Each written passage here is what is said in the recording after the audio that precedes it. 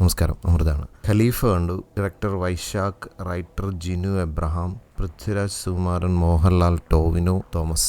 വൈശാഖ് എന്ന ഡയറക്ടറുടെ technical crew എന്ന് പറയുന്നത് ടോപ്പ് നോച്ച് ആയിരിക്കും. അപ്പോൾ അതിൻ്റേതായിട്ടുള്ളൊരു മേക്കിംഗ് ക്വാളിറ്റി ഈ മൂവിക്കുണ്ട്. അതുപോലെ ഒരുപാട് ആളുകൾ അതിനകത്ത് കാസ്റ്റ് ചെയ്തിട്ടുണ്ട്. Composer Jakes Bijoy, cinematographer Jomon T John. ഗംഭീര സിനിമാറ്റോഗ്രാഫിയാണ്.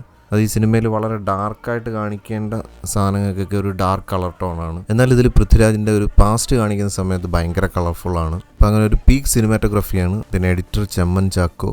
എനിക്ക് തോന്നുന്നു ഈ അടുത്ത് വന്ന മലയാള സിനിമകളെല്ലാം എഡിറ്റ് ചെയ്തിരിക്കുന്നത് ചെമ്മൻ ചാക്കോ ആണ്. അതുപോലെ കാസ്റ്റിംഗ് ഡയറക്ടർ സണ്ണി സൈനി, പ്രൊഡക്ഷൻ ഡിസൈനർ, അതുപോലെ സൗണ്ട് ഡിപ്പാർട്ട്മെൻറ്റ് കൗശിക് ആർജെ.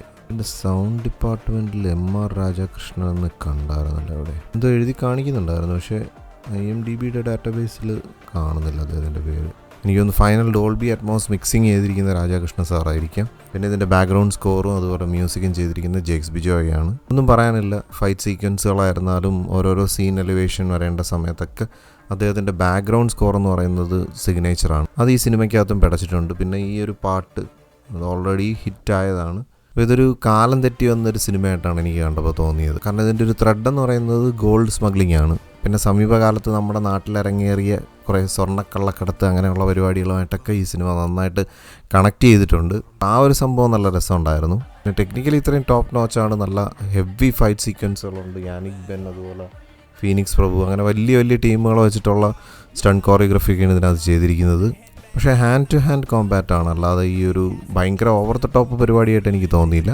എങ്കിലും ഫൈറ്റൊക്കെ അത്യാവശ്യം നന്നായിട്ട് വർക്കായിട്ടുണ്ട്. ഈ ഒരു ജേക്സിൻ്റെ ബാക്ക്ഗ്രൗണ്ട് സ്കോറും കൂടെ ആകുമ്പോഴത്തേക്ക് സീൻസൊക്കെ നന്നായിട്ട് എലിവേറ്റഡ് ആണ്. പിന്നെ ഈ ഹെവി ഫൈറ്റുകളൊക്കെ വരുന്ന സമയത്ത് ആ ഒരു ഇമോഷണൽ കണക്ഷനും കൂടെ കിട്ടിക്കഴിഞ്ഞാൽ, ആ ഒരു ഇമോഷണൽ ഡെപ്തും കൂടെ ആ ഒരു ക്യാരക്ടറിൽ നമുക്കങ്ങനെ അനുഭവിച്ചറിയാൻ കഴിയുമ്പോഴാണ് ആ ഒരു ഫൈറ്റൊക്കെ വളരെ കൺവിൻസിങ് ആയിട്ട് മാറുന്നത്. അപ്പോൾ ആ ഒരു സംഭവം ത്രൂ ഔട്ട് ദ മൂവി എനിക്ക് ആ ഒരു ഇമോഷണൽ സ്ട്രെങ്ത് ഫീൽ ചെയ്തില്ല.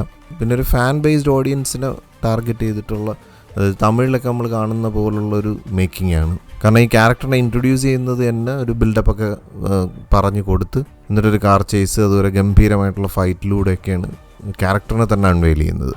അപ്പോൾ ആ ഒരു മേക്കിംഗ് ക്വാളിറ്റിയാണ് ഇതിൻ്റെ ഒരു കീ.